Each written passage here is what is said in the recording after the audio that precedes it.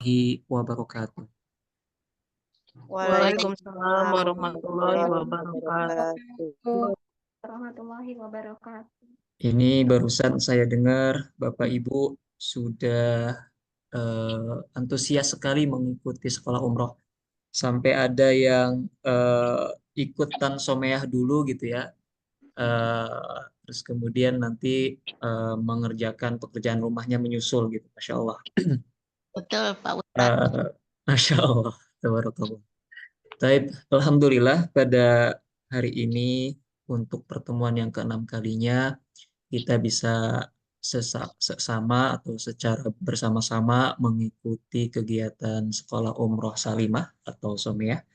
Dan ini tentu menjadi satu kesyukuran karena Allah Subhanahu wa Ta'ala masih memperkenankan kita untuk membimbing supaya kita ini cenderung kepada hal-hal yang diberkahi oleh Allah, hal-hal kebaikan gitu ya, pada hal-hal yang mendatangkan keridhaan Allah, keberkahan Allah.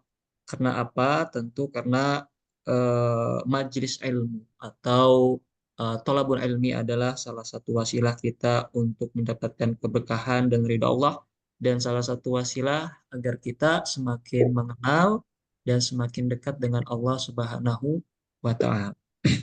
Dan terutama karena ibadah haji maupun umrah itu adalah syiarnya Allah Subhanahu wa taala. Jadi memang ibadah haji maupun umroh itu bukan sekedar syiarnya travel umroh mungkin. Bukan sekedar syiarnya salimah, bukan. Tetapi memang itu langsung syiarnya Allah Subhanahu wa taala. Kemudian juga dicontohkan oleh para nabi, kemudian oleh Rasulullah Shallallahu alaihi wasallam dalam tata cara pelaksanaannya. Maka sungguh ibadah haji maupun umroh itu tidak bisa dipandang sebelah mata gitu ya. Dan ibadah haji maupun umroh itu tidak dieksklusifkan, tidak dikhususkan bagi orang-orang yang hanya dititipkan oleh Allah harta berlebih gitu ya. Tapi juga setiap orang berhak untuk memiliki niat dan cita-cita bisa beribadah haji maupun umroh. Walaupun nanti ada kendala-kendalanya, ada keterbatasannya, dan lain sebagainya.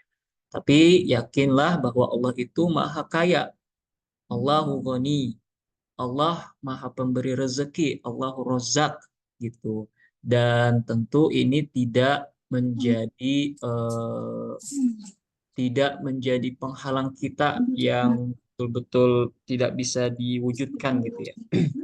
Insya Allah diiringi dengan doa, dengan niat yang kuat dan ikhtiar, bisa kita berangkat haji maupun umrah.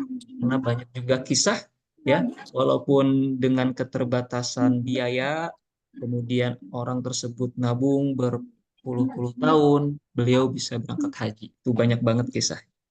Baik, Bapak Ibu, para hadirin rahimakumullah, pada hari ini atau pertemuan kali ini, insya Allah kita akan membahas terkait ibadah umrohnya itu sendiri. Jadi kita sedikit demi sedikit masuk ke materi eh, tentang ibadah umrohnya. Nah, dan kita sekarang kenalan dulu nih sama ibadah umroh supaya kita mengerti betul apa sebetulnya yang dimaksud dengan ibadah umroh itu sendiri. eh, Bapak Ibu ya, kalau kita bicara apa definisi atau pengertian ibadah umroh, sebetulnya tidak banyak para ulama yang mendefinisikan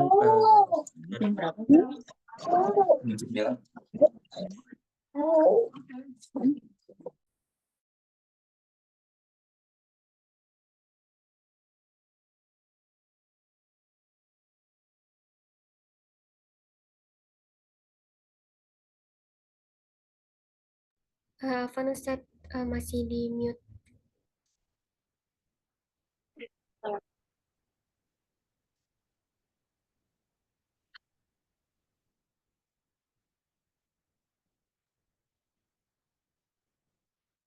Oke, bisa dilanjut? Sudah bisa Ustadz. Oke. Tapi tadi udah bisa didengarkan ya suaranya ya. Iya, tadi yang awalan terdengar. Oke, terima kasih. Baik, kita lanjutkan Bapak Ibu. Sebetulnya tidak banyak ulama yang secara spesifik mendefinisikan ibadah umroh atau umroh itu sendiri. Ya, tapi memang ini dikarenakan para ulama berpandangan bahwa haji dan umroh itu adalah ibadah yang mirip, sama-sama tata cara pelaksanaannya. Hanya saja ada yang membedakan sehingga ibadah haji dan umroh itu berbeda gitu ya. Yang membedakannya adalah ibadah haji punya rukun wukuf, sedangkan umroh itu tidak. Nah, tapi ya salah satu ulama yang mendefinisikan terkait umroh ini gitu ya. Salah satunya adalah Zainal Abidin dalam buku Fikih Ibadah. Beliau mengatakan bahwa umroh ini adalah dalam artian ziarah. Berarti umroh ini atau memiliki pengertian sebagai kegiatan atau aktivitas menziarahi satu tempat. Ya, tentu di sini secara syar'i gitu ya, atau secara syara maksudnya adalah menziarahi Mekah gitu ya, dalam rangka melaksanakan ibadah umroh dan melaksanakan rukun-rukunnya, yaitu tawaf di sekeliling Ka'bah, kemudian sa'i antara Safa dan Marwa, kemudian mencukur rambut ya atau tahallul. Nah, ini yang menjadi definisi atau pengertian daripada ibadah umroh.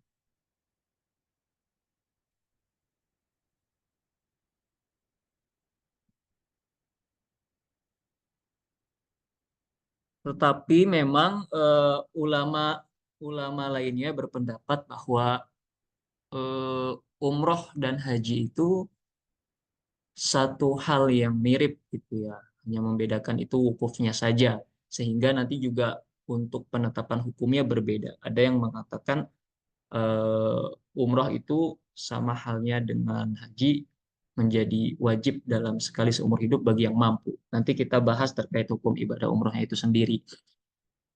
Tetapi Bapak Ibu, banyak para ulama ya yang merujuk kepada apa yang disampaikan oleh Rasulullah SAW bahwa umroh itu adalah haji kecil.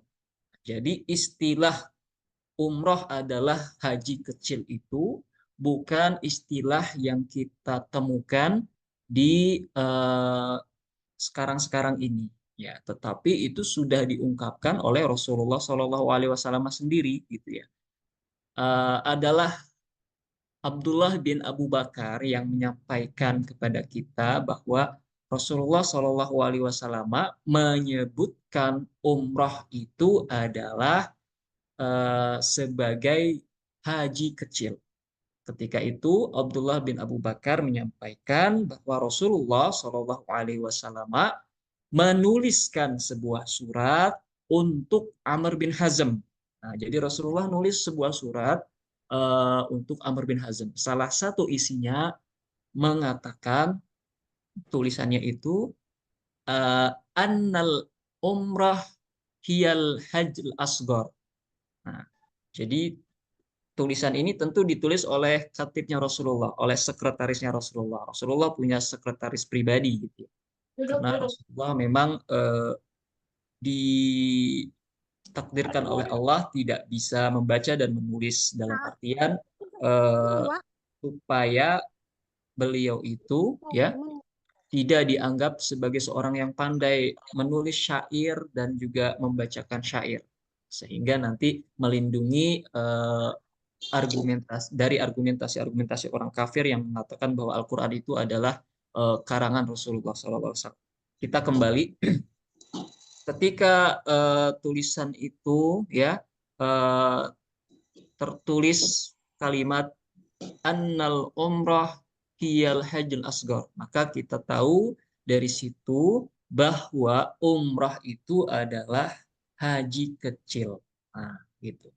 Dan ibadah umrah itu sendiri juga sebetulnya sering dilakukan, haji maupun umrah itu sering dilakukan oleh orang-orang jahiliyah sebelum adanya Islam gitu ya. orang-orang Arab jahiliyah mereka itu ya setiap tahun melaksanakan ibadah haji ataupun umrah gitu. Walaupun ya dalam tata cara pelaksanaannya banyak yang apa namanya itu tidak sesuai, banyak yang tidak sesuai dengan apa yang dicontohkan oleh Abul Anbiya, Nabi Ibrahim alaihissalam gitu ya. Jadi mereka orang-orang Arab itu sangat bangga dengan Ka'bah, sangat-sangat bangga dengan adanya Ka'bah di kota Mekah gitu ya. Dan mereka juga sebetulnya rutin melaksanakan ibadah haji maupun umrah. Nah, tapi memang mereka melakukan penyimpangan-penyimpangan dalam ibadah hajinya tersebut gitu ya. Kemudian datanglah Islam dengan Rasulullah SAW. Kemudian Rasulullah eh, menyempurnakan atau mengembalikan ibadah haji kepada fitrahnya gitu ya, kepada tuntunan awalnya atas ilham dan wahyu dari Allah Subhanahu wa taala. Nah, itu apa yang dinamakan ibadah umroh ya. Jadi ibadah umroh ini adalah aktivitas menziarahi Ka'bah itu untuk melaksanakan ibadah umroh dengan rukun-rukunnya dan melaksanakan keseluruhan rukun. Ya, ini adalah tawaf di sekeliling Ka'bah sebanyak 7 kali putaran, kemudian melaksanakan sa'i, yaitu Jadi ditengah perjalanan Ramadhan dari gak kedengeran Umi. Safa ke Marwa, bolak-balik gitu ya sebanyak 7 kali, kemudian diakhiri dengan rukun tahallul atau mencukur atau juga memendekkan rambut. Nah, gitu. Kemudian Mana? Bapak Ibu, para hadirin rahimakumullah, Kak, yuk jajan. dalil ibadah umroh. Nah, apakah ada dalil ibadah umroh? Tentu saja ada gitu ya. Karena umroh juga tidak bisa dilepaskan dari ibadah haji. Tetapi eh, yang paling spesifik Allah sampaikan dalam Al-Qur'an ya. Allah menyampaikan dalam sebuah ayat, A'udzubillahi minasyaitonirrajim, wa atimul hajja wal umrah lillah. Kata Allah, dan sempurnakanlah ibadah haji dan umrah semata-mata hanya karena Allah Subhanahu wa taala. Jadi memang umrah itu disebutkan di dalam Al-Qur'an. Jadi memang kita ketahui bahwa ibadah umrah ini syiar dari Allah Subhanahu wa taala langsung gitu ya. Nah, di samping syiar ibadah haji itu sendiri. Dan Bapak Ibu, para hadirin rahimakumullah, umrah juga memiliki banyak keutamaan. Di satu hadis Rasulullah SAW menyampaikan, al-umrah ilal umrah kafarah lima bainahuma wal hajj al mabrur laisa lahul jaza ilal jannah. Hadis riwayat Bukhari Muslim. Kata Rasulullah, eh, antara umrah dengan umrah lainnya itu adalah sebagai penggugur dosa. Dan haji yang mabrur tidak ada balasan baginya melainkan surga. Ini salah satu keutamaan daripada ibadah umroh. Dan ini juga menjadi dalil daripada kita melaksanakan ibadah umroh gitu ya. Eh, Makanya kenapa kalau misalkan orang yang sudah pernah umroh, kemudian dalam waktu dekat ataupun mungkin ketika orang tersebut diberikan rezeki oleh Allah kapan waktunya gitu ya, kemudian berangkat umroh lagi. Nah, sebetulnya itu tidak bisa juga dikatakan dia menghambur-hamburkan uang buat ibadah haji maupun umroh berkali-kali gitu. Tidak sebetulnya tidak masalah juga. Kalau Allah titipkan rezeki yang berlebih, kemudian orang tersebut berkali-kali datang ke rumah Allah gitu ya, melaksanakan ibadah haji maupun umrah, tidak masalah. Nah, tetapi juga harus memperhatikan aspek sosial lainnya, yaitu tetap memperhatikan para keluarganya, tetangganya yang berkebutuhan, gitu ya, yang bisa dibantu maka dibantu juga gitu. Nah, tetapi memang di sini menarik bahwa di hadis tersebut dikatakan al umrah ilal umrah gitu. Dari satu umrah ke umrah lainnya. Kafarah lima bainahuma sebagai penggugur dosa di antara keduanya. Jadi kalau misalkan Bapak Ibu pernah umrah misalkan terakhir tahun 2020, nanti mau umrah lagi sama Salimah gitu ya. Insya Allah tahun depan. Amin. Nah, di antara waktu umroh yang sebelumnya dengan umroh yang akan dilaksanakan itu atau sampai dilaksanakan itu, nah, di antara waktu itulah menjadi penggugur dosa bagi kita, atau umroh tersebut menjadi penggugur dosa bagi kita. Gitu. Lalu bagaimana bagi misalkan orang yang belum pernah umroh? Ya tentu orang yang belum pernah umroh, kemudian beliau umroh atau orang tersebut umroh, tentu itu juga menjadi pahala tersendiri baginya dan itu menjadi salah satu juga penggugur dosa bagi dirinya. Tetapi di sini perlu dicatat bahwa eh, umroh ini sebagai penggugur dosa, tetapi ya kalau untuk yang berkaitan dosa-dosa besar itu perlu diiringi dengan taubat. Nah, jadi tidak serta-merta ya kita umroh dan umroh itu menjadi baik haji maupun umroh itu menjadi penggugur dosa-dosa besar. Misalkan ada orang-orang itu memiliki dosa-dosa besar yang belum ditaubati gitu ya, yang belum eh, dia itu bertobat atas dosa-dosa tersebut gitu ya. Maka haji dan umroh itu tidak cukup hanya sekedar menghilangkan dosa besar gitu, tapi perlu juga diiringi dengan taubat atau amalan hati, ibadah taubatan nasuha gitu ya, menyesali perbuatan dosa besarnya, kemudian juga berazam tidak akan melakukannya lagi, kemudian eh, bertekad memperbaiki dengan amalan-amalan solih. Nah, maka nanti juga kalau misalkan pengen umroh lalu disertai dengan taubat di tanah suci itu akan lebih afdol lagi gitu ya. Jadi memperbanyak amalan-amalan hati saat berumroh maupun berhaji ya. Taubat, kemudian istighfar, kemudian muhasabah gitu ya. Nah, itu akan lebih melengkapi perjalanan ibadah haji maupun umroh kita. Nah, kemudian keutamaan lainnya bahwa ibadah umroh itu juga menjadi eh, penghapus ya, penghapus kemiskinan dan juga dosa gitu ya.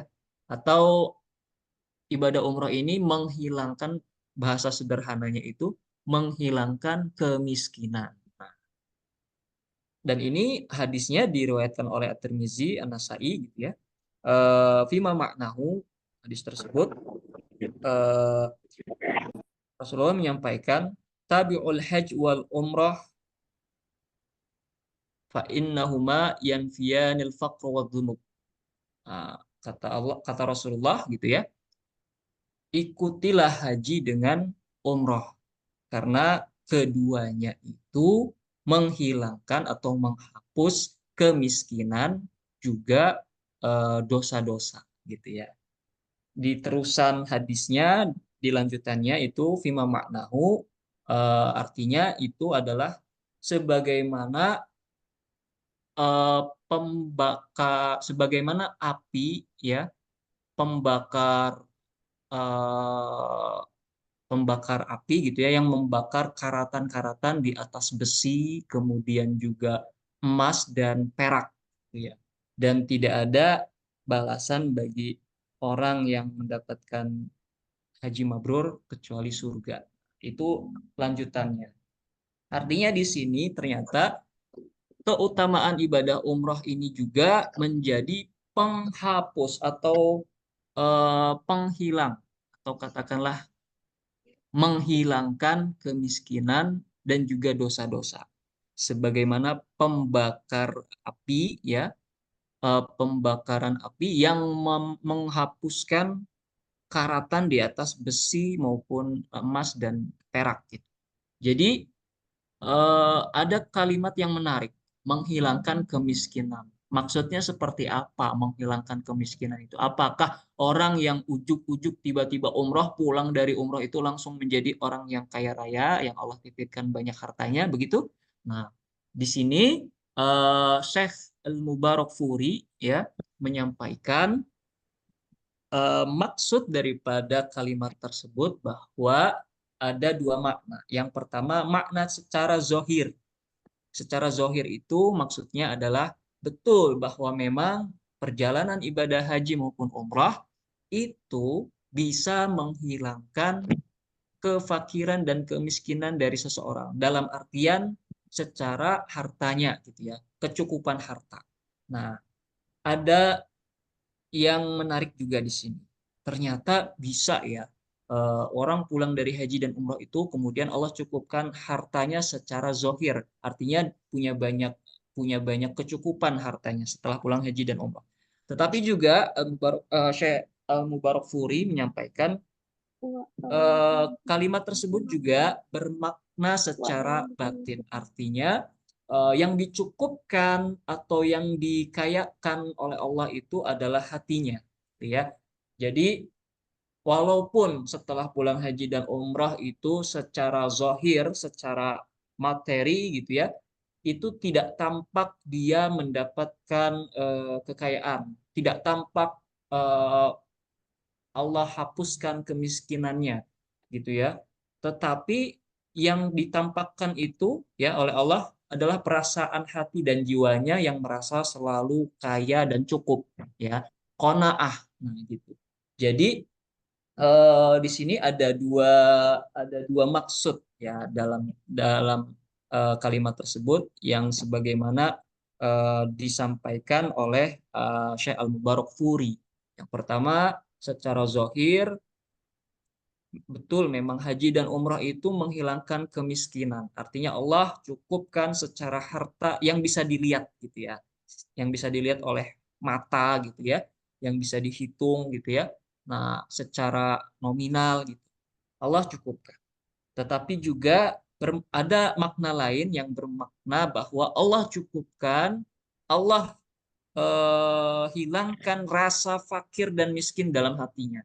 Jadi orang tersebut walaupun secara harta, secara zohir hartanya masih belum bertambah dan mungkin juga masih belum hilang dari apa namanya itu kondisi serba kekurangan, tapi Allah cukupkan hati dan jiwanya sehingga dia merasa selalu kaya gitu, selalu cukup. Nah, ini yang disebut dengan qanaah. Dan qanaah itu sendiri juga adalah rezeki dari Allah Subhanahu wa taala. Perasaan qanaah itu adalah rezeki tersendiri dari Allah Subhanahu wa taala. Karena banyak kaum muslimin yang Allah titipkan harta berlebih gitu ya, sangat banyak, tapi hatinya selalu merasa kurang, selalu merasa kosong, selalu merasa ingin mendapatkan yang lebih lagi. Itu adalah sebetulnya kecelakaan bagi dia ya. Itu sebetulnya adalah ujian yang berat juga bagi orang tersebut ya, dengan tipikal-tipikal orang tersebut. Kemudian Bapak Ibu para hadirin rahimakumullah, sebetulnya bagaimana hukum daripada ibadah umroh? Nah, ada berbagai macam pendapat dari para ulama. Dari ada yang mengatakan bahwa umroh itu adalah sunnah muakkadah. Ada juga yang mengatakan bahwa umroh itu adalah fardu ain bagi orang yang Allah cukupkan hartanya dan itu adalah kewajiban sekali dalam seumur hidup. Yang mengatakan bahwa ibadah umroh itu adalah sunnah muakkadah di antaranya adalah Imam Hanafi atau para ulama Hanafiyah, juga Imam Maliki atau para ulama Malikiyah. Mereka menyampaikan dan berpandangan bahwa ibadah umroh itu adalah sunnah muakkadah. Sunnah yang sangat-sangat dianjurkan. Terlebih bagi orang yang Allah titipkan harta yang berlebih gitu ya. Nah, tetapi ada juga yang mengatakan atau menyampaikan berpendapat bahwa ibadah umroh itu adalah ibadah yang wajib bagi setiap orang yang Allah cukupkan hartanya, dan itu wajib dilaksanakan minimal 1 kali seumur hidupnya. Dan ini pendapat dari Imam Syafi'i serta para ulama Syafi'iyah. Juga pendapat dari Imam Ahmad Hambal serta para ulama Hambaliyah. Jadi para ulama Syafi'iyah dan Hambaliyah berpandangan bahwa ibadah umroh itu wajib sekali seumur hidup bagi orang yang mampu. Gitu, ada catatannya juga. Terus kemudian, kapan waktu pelaksanaan ibadah umroh? Berbeda dengan haji yang terikat pada waktu-waktu tertentu, umroh ini kita bisa melaksanakannya kapanpun. Setiap waktu kita bisa untuk datang ke Mekah melaksanakan ibadah umroh gitu ya. Adapun waktu-waktu yang makruh dalam melaksanakan ibadah umroh, ada juga ulama yang berpendapat bahwa ada waktu-waktu yang makruh dalam melaksanakan ibadah umroh, yaitu eh, ketika puncak musim haji. Jadi walaupun diperbolehkan dan boleh ya, boleh kapanpun kita melaksanakan umroh, tapi ternyata ada sebagian ulama yang menyampaikan bahwa eh, untuk ibadah umroh ini ada waktu-waktu tertentu sehingga dalam pelaksanaannya itu menjadi makruh gitu ya. Kapan melaksanakan ibadah umroh kemudian menjadi makruh? Pelaksanaannya adalah ketika di tanggal 9, 10, 11, 12, 13. Nah, Zulhijjah gitu ya. 9, 10, 11, 12, 13 Zulhijjah. Artinya ketika para jamaah haji sedang melaksanakan puncak-puncaknya haji, nah, kemudian ada orang yang datang ke Mekah untuk beribadah umroh. Itu hukumnya menjadi makruh menurut sebagian ulama. Tetapi dalam hal ini sebetulnya ibadah umroh intinya bisa dilaksanakan kapan saja. Berbeda dengan haji, haji itu terikat dengan waktunya, ya, karena memang berkaitan dengan hari Arafah, yaitu di tanggal 9 Zulhijjah. Orang yang tidak mendapatkan wukuf Arafah, maka dia tidak sah hajinya dan tidak mendapatkan pahala haji gitu ya, karena memang eh, rukun yang sangat pentingnya itu tidak bisa dia laksanakan atau dia lakukan. Nah, dan Bapak Ibu para hadirin rahimakumullah, ibadah umroh ini jangan dikira bahwa pelaksanaannya sangat lama gitu ya. Misalkan kenapa ya kok travel umroh misalkan ya, ini paket umroh itu ada yang 9 hari perjalanan, ada yang 10 hari, ada yang 12 hari gitu ya. Sebetulnya itu pelaksanaan ibadah umroh berapa lama sih gitu ya. Sebetulnya pelaksanaan ibadah umroh itu tidak tidak memakan waktu yang lama sebetulnya. Tidak lebih dari setengah hari malah. Kita hitung misalkan ibadah yang intinya dulu. Jadi kan rukun umroh itu kalau menurut mazhab Syafi'i ya gitu ya. Rukun umroh itu ada 5. Yang pertama ihram, kemudian kedua itu tawaf, ketiga sa'i, keempat tahalul, kelima tertib dalam pengerjaannya. Nah, itu rukun umroh menurut ulama Syafi'iyah. Nah, seluruh seluruh rukun itu dikerjakan di Masjidil Haram kecuali ihram. ihram itu adalah niat mengambil mikot ya untuk niat umroh, dan itu dilaksanakan di mikot yang sudah ditentukan, artinya di luar kota Mekah, dan itu beragam ya jaraknya dari mikot ke kota Mekah. Ada yang paling jauh itu dari Madinah ke Mekah ya, di Madinah itu ada Zulhulaifah namanya Bir Ali. Kemudian ada yang paling dekat dengan Mekah ada namanya ya Lamlam, ada juga mana Kornul Manazil, ada juga Juhfah gitu ya. Nah, ini menariknya eh, kalau zaman sekarang, misalkan yang paling jauh aja ya, kita ambil dari Madinah ke Mekah itu perjalanan naik bis sekitar 5 sampai 6 jam. Atau sekarang ada kereta cepat cuma 2 jam atau 2 jam setengah gitu ya.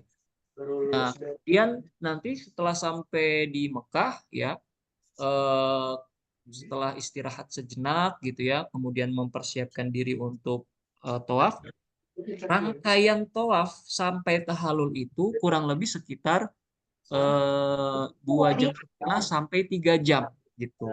Loncat kelas kan? Loncat kelas. Nah, nanti ketika di Masjidil Haram melaksanakan rukun tawaf, sa'i sampai tahallul, itu estimasinya kurang lebih 2,5 jam sampai 3 jam. Kalau dengan jalan yang cepat, kemudian juga kondisi di sananya sedang sepi, gitu ya, itu 2 jam setengah bisa selesai dari tawaf sampai sa'i, sampai mohon maaf sampai tahallul. Tapi kalau misalkan lagi padat dan juga jalannya santai, kemudian juga diselingi dengan istirahat sejenak ketika melaksanakan tawaf dan sa'i, itu kurang lebih sekitar 3 jam. Nah, jadi kita bisa ukur nih, ternyata pelaksanaan ibadah umrohnya sih tidak lama gitu ya.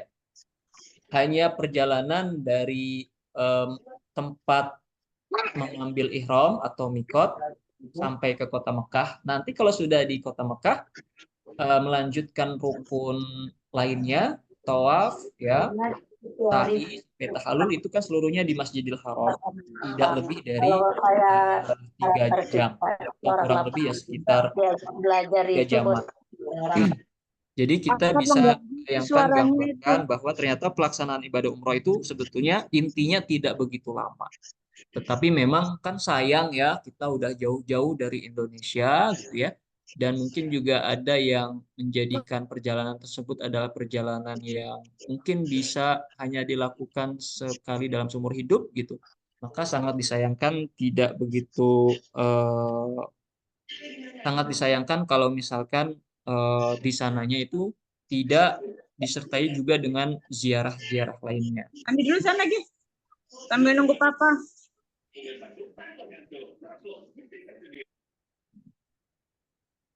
Oke. Jadi Bapak Ibu para hadirin rahimakumullah, setelah ibadah umrah itu, kemudian apa yang akan kita lakukan di kota Mekah maupun Madinah? Tentu memperbanyak ibadah-ibadah lainnya. Karena memang banyak keutamaan bagi orang yang melaksanakan ibadah di kota Mekah maupun di kota Madinah. Dalam artian di sini tentunya adalah di Masjidil Haram dan Masjid Nabawinya itu sendiri. Orang yang melaksanakan sholat di Masjidil Haram, sholat tersebut mendapatkan 100.000 kali lipat lebih banyak ketimbang melaksanakan sholat di tempat lain. Nah, kemudian juga di Nabawi ya, sama halnya mendapatkan kelipatan saat kita sholat. Nah, Allah melalui Rasulullah menyampaikan ya, atau Rasulullah menyampaikan kepada kita bahwa siapa saja yang sholat di Masjid Nabawi itu akan dilipat gandakan pahalanya 1.000 kali lebih banyak ketimbang orang yang melakukan sholat di tempat lain. Makanya biasanya para jamaah umroh itu mengisi waktu-waktu lainnya setelah melaksanakan ibadah umroh ya, atau manasik umrohnya itu setelah diselesaikan, maka para jamaah ini mengisi waktunya untuk memperbanyak amal solih, memperbanyak pahala begitu ya, yang bisa dia dapatkan saat di Masjidil Haram maupun di Masjid Nabawi. Dan tentunya juga yang tidak kalah menariknya juga adalah kita bisa mempelajari sirah nabawiyah. Kita bisa memvisualisasi atau membayangkan bagaimana Rasulullah dan para sahabatnya hidup di zaman itu yang masih serba banyak keterbatasan ya secara teknologi dan lain sebagainya.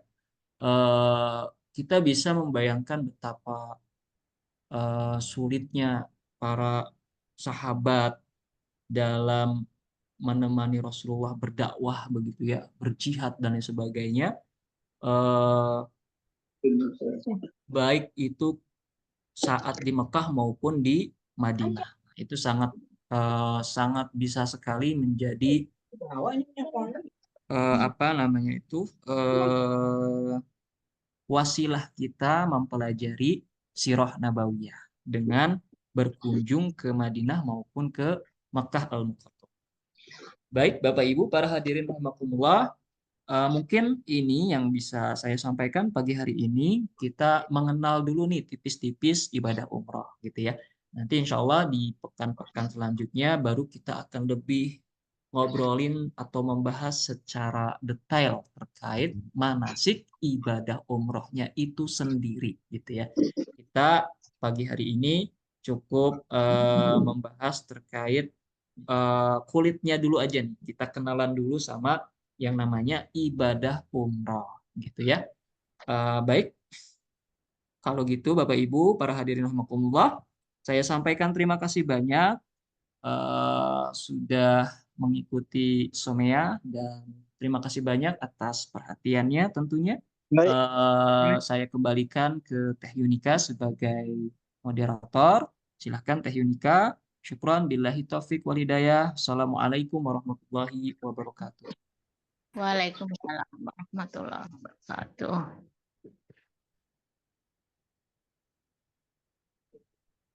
Terima kasih Ustadz untuk pemaparan materi Somea pagi ini. Dan untuk sekarang sesi tanya jawab, mangga Bapak Ibu yang ingin bertanya boleh open mic ataupun di kolom chat. Saya mau bertanya Mbak Yurika. Boleh Ibu, Bu Isti, mangga silahkan. Bismillahirrahmanirrahim. Assalamualaikum warahmatullahi wabarakatuh. Waalaikumsalam. warahmatullahi. Bapak Ustadz, saya mau bertanya, dengan cara bagaimanakah kita melaksanakan taubat atas dosa besar? Walaupun kita sudah melaksanakan, ya mungkin sudah memperbaiki diri, tapi apa yang harus, apakah sholat harus atau gimana, mohon penjelasannya. Terima kasih. Assalamualaikum warahmatullahi wabarakatuh. Waalaikumsalam warahmatullahi wabarakatuh. Baik, izin langsung menjawab. Jadi dalam melaksanakan ibadah taubat. Jadi taubat tuh ibadah ya. Ibadah hati, amalan hati. Dalam melaksanakan taubat itu sebetulnya ada syarat-syaratnya ya, sehingga taubat ini menjadi taubat yang jujur kepada Allah, taubatan nasuha. Nah, yang pertama tentu adalah kita mengakui atas kesalahan-kesalahan kita ya. Kemudian meminta maaf kepada Allah, memohon ampun kepada Allah dengan sungguh-sungguh, dengan menyadari bahwa kita itu sudah melakukan hal-hal yang tidak diridhoi oleh Allah SWT. Artinya ada kejujuran di situ dalam memohon maaf kepada Allah. Kemudian kedua, setelah memohon maaf, memohon ampunan kepada Allah Subhanahu wa taala secara jujur, setelah mengakui kesalahan di hadapan Allah, yang kedua itu memiliki tekad untuk tidak mengulanginya lagi, ya, tidak mengulangi kesalahan-kesalahannya lagi. Artinya di sini tentu dengan kita menunjukkan ikhtiar kita dalam menjaga diri dari perbuatan-perbuatan dosa besar ataupun dosa-dosa lainnya. Ada yang namanya tekad untuk tidak mengulangi dosa tersebut. Yang ketiga itu bertekad untuk eh, melakukan amal-amal solih lainnya sebagai pengganti dosa-dosa yang sebelumnya dilakukan. Artinya mengganti eh, keburukan, mengganti kejelekan dengan amal-amal solih lainnya. Kita berusaha untuk memperbaiki diri di hadapan Allah, memantaskan diri dengan memperbanyak amalan-amalan solih. Nah, kemudian yang keempat, ikhlas karena Allah. Nah, ini yang menjadi poin yang paling penting. Ikhlas karena Allah Subhanahu wa Ta'ala. Dia bertobat. Bukan hanya semata-mata misalkan eh, pengen dilihat oleh orang lain, menjadi orang yang sudah bertobat dan sebagainya. Tapi ikhlas karena Allah. eh, dan ini tentu menjadi poin yang paling utama. Dalam melaksanakan apapun ya, syarat ibadah ibadah apapun itu ada dua. Yang pertama dilandasi ikhlas karena Allah Ta'ala. Yang kedua itu adalah ittiba'ur Rasul, mengikuti ajaran atau teladan Rasulullah SAW dalam beribadah.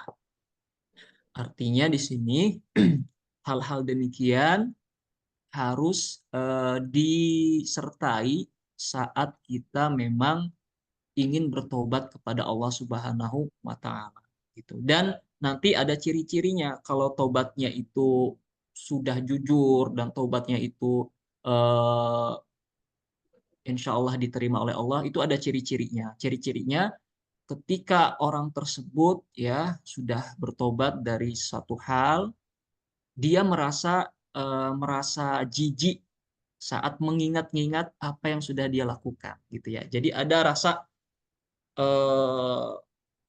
rasa jijik gitu ya. Jadi rasa trauma atau bagaimana gitu. Artinya di sini dia tidak suka ya, tidak suka lagi dengan hal-hal yang pernah dia lakukan sebelumnya. Jadi merasa eh, sangat anti lagi gitu ya. Nah, itu salah satu ciri di mana tobat itu sudah jujur gitu. Tobat yang jujur itu taubatan nasuha. Baik, Ibu Isti, Baik, cukup terima kasih mewakili? penjelasannya. Iya, sama-sama Ibu. Assalamualaikum Dan taubat bisa dilakukan dengan memperbanyak kalimat istighfar ya.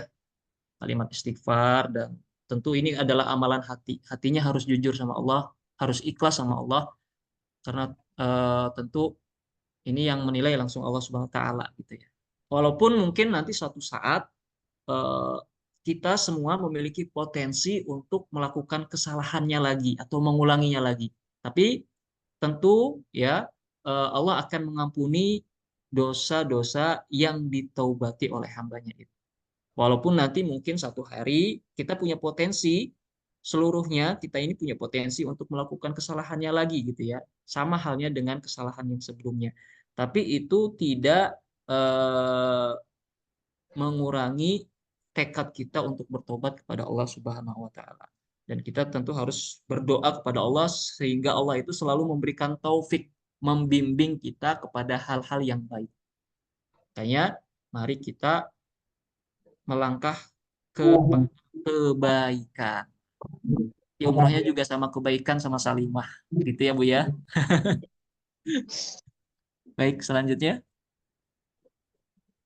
Terima kasih Kristi dan Ustadz Fauzan. Untuk selanjutnya ini ada Bu Nina yang udah raise hand dari tadi.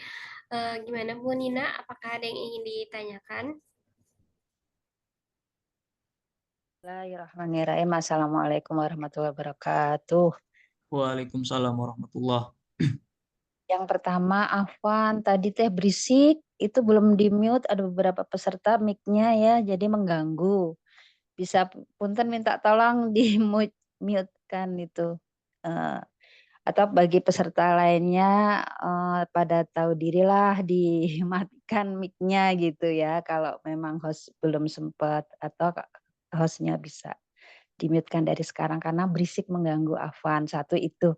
Terus yang kedua yang mau saya tanyakan, kalau umpamanya kita umroh dan sudah umroh terus mungkin umroh yang kedua kali gitu ya, apakah bisa membadalkan ayah ibu kita yang sudah berazam umroh tapi qadarullah udah mendahului kita gitu.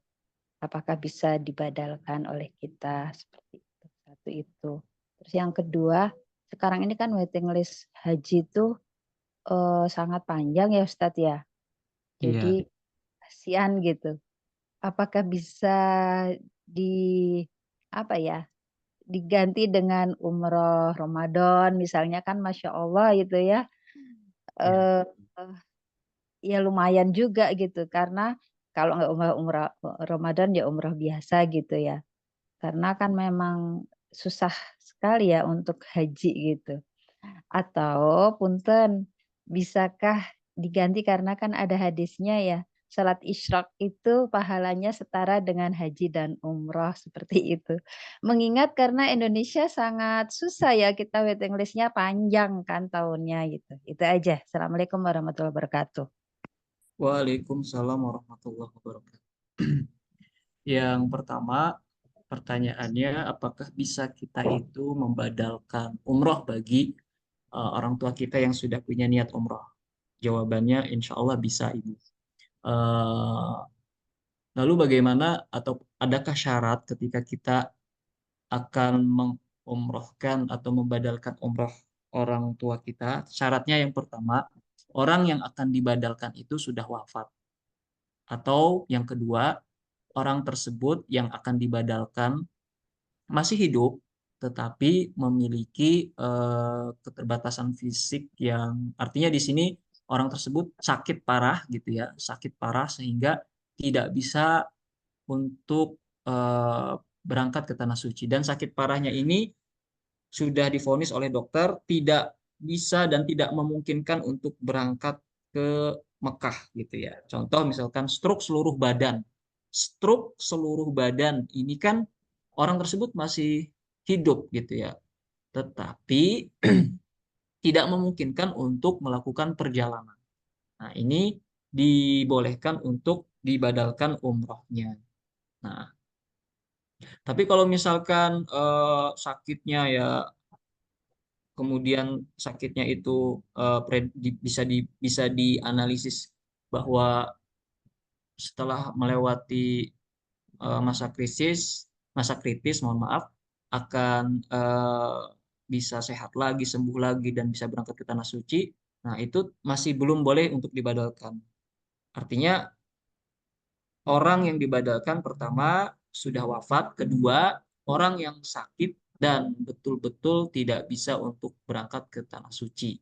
Contohnya orang yang mengalami stroke seluruh badan, salah satunya. Terus yang selanjutnya bagaimana ketika kita ingin membadalkan itu, apakah ada niat khusus? Tentu ada niatnya. Berbeda niatnya dengan kita mengumrohkan diri sendiri. Niatnya cukup ditambahkan an saja. Misalkan uh, labaik Allahumma umrotan an fulan. Nama yang akan dibadalkan itu siapa disebutkan. An misalkan an Abu Bakar, an Abdullah, an Abdurrahman, an Ibrahim, dan lain sebagainya. Nama-nama yang tadi saya sebutkan itu contohnya adalah orang yang akan dibadalkan umrah. Terus yang kedua, tadi pertanyaannya, antrian haji di Indonesia itu kan banyak, lama gitu ya. Apakah kita itu boleh menggantinya dengan umrah? Sebetulnya bukan mengganti dengan umrah, tapi kita melaksanakan apa yang kita mampu dulu saja.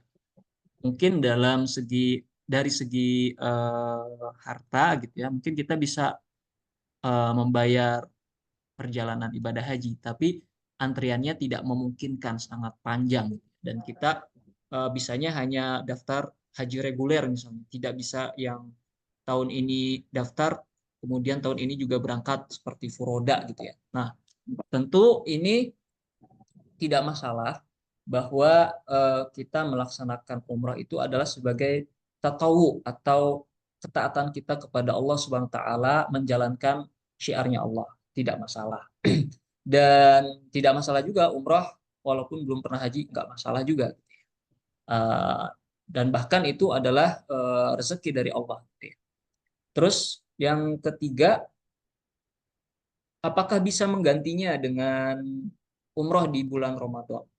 Dalam artian mengganti ibadah haji dengan umroh tentu tidak bisa, karena berbeda haji maupun umroh ya dalam pelaksanaannya dan dalam keutamaannya eh,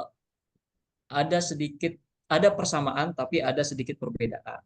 Tetapi memang untuk pahala orang yang umroh di bulan Ramadan itu pahalanya sama seperti melaksanakan ibadah haji bersama Rasulullah Shallallahu Alaihi Wasallam. Nah,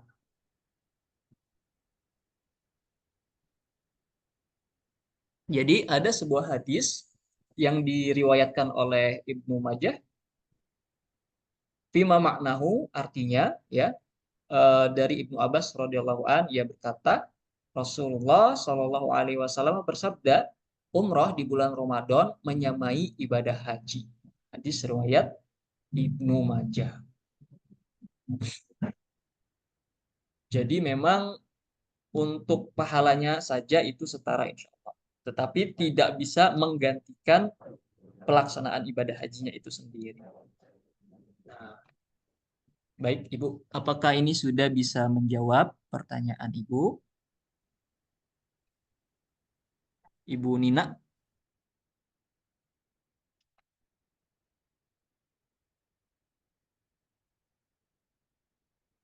Saya Yunika? Ya, baik Ustaz. Ada Mungkin pertanyaan lain? apakah sudah terjawab ya? Kita bacakan satu lagi pertanyaannya Ustaz. Sisanya nanti akan dijawab di grup. Saya baca yang paling awal bertanya. Ustadz izin bertanya, kan sekarang ada umroh backpacker. Kira-kira dengan umroh reguler, apakah mengurangi kehikmatan pelaksanaannya?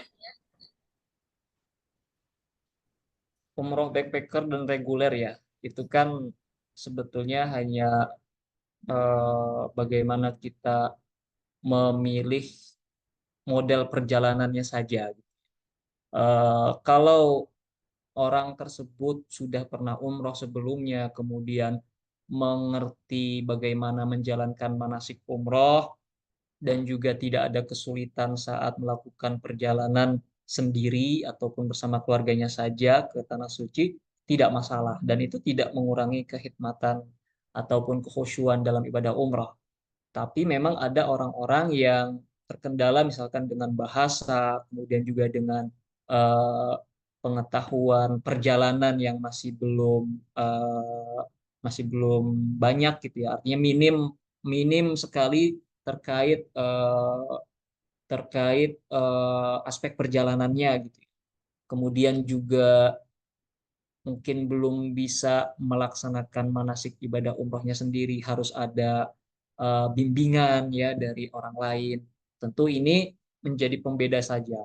Kalau yang umroh dengan travel, misalkan umroh reguler gitu kan, itu kan pasti dibimbing oleh tour leadernya, oleh mutawifnya, dibimbing ibadahnya, kemudian juga dibimbing saat perjalanannya, aspek perjalanannya dan lain sebagainya. Itu memang eh, menjadi satu kelebihan bagi orang-orang yang tentu pertama belum pernah umroh, kemudian kedua yang sudah lanjut usia atau yang ingin mendapatkan treatment ataupun servis gitu ya. Tapi kalau umroh backpacker kan ngurus sendiri gitu ya. Kemudian juga harus sudah mengerti dan lain sebagainya. Dan itu juga cocok sebetulnya umroh backpacker buat orang-orang yang udah pernah umroh sebelumnya, kemudian mengerti bagaimana menjalankan manasik umroh gitu ya dan lain sebagainya.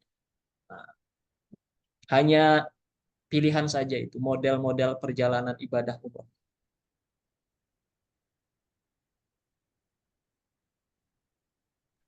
Baik, terima kasih Ustadz untuk jawabannya. Ini banyak banget pertanyaan ya di kolom chat. Qadarullah, waktunya sudah menunjukkan pukul 9:01. Jadi insya Allah, pertanyaannya akan dijawab oleh Ustadz nanti di grup ya Bapak Ibu. Sebelumnya Bapak Ibu apakah sudah masuk grupnya? Grup Somea? Sudah, Bu. Sudah? Sudah. Nah, alhamdulillah. Baik. Kalau kayak gitu kita akhiri dulu ya Bapak Ibu Somea di pagi hari ini. Sebelumnya mari kita dokumentasikan terlebih dahulu. Mangga Bapak Ibu untuk open kameranya, buka kameranya, kita dokumentasikan kegiatan Somea pagi hari ini. Untuk slide pertama, 1, 2, 3. Selanjutnya slide kedua, 1, 2, 3. Slide ketiga.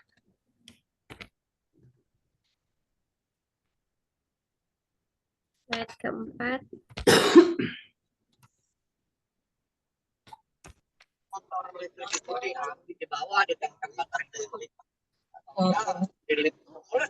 Dan slide kelima.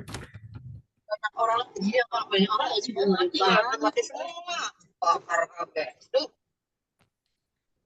alhamdulillah. Nggak apa-apa, kalau yang tidak bisa open kamera nggak apa-apa Ibu, Bapak. Nah, mungkin untuk mengakhiri Somea pagi hari ini, nanti insya Allah akan ada G-Form ya di grup Somea. Nanti mangga Bapak Ibu bisa mengisi G-Form tersebut.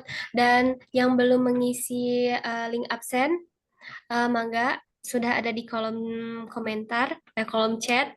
Jadi Bapak Ibu bisa mengisi link absen tersebut. Sebelum menutup Somea pagi hari ini, mari kita membaca hamdalah bersama-sama. Alhamdulillahirrabbilalamin. Dan doa kafaratul majelis. Subhanakallahumma bihamdik. Baik, terima kasih Bapak Ibu yang sudah hadir. Wassalamualaikum warahmatullahi wabarakatuh. Waalaikumsalam warahmatullahi wabarakatuh. Terima kasih. Silakan yang belum isi absen ya, segera ya. Jangan sampai ada yang japri-japri panitia. Ya, yang mengisi absen mangga ya Bapak Ibu isi ya. terlebih dahulu.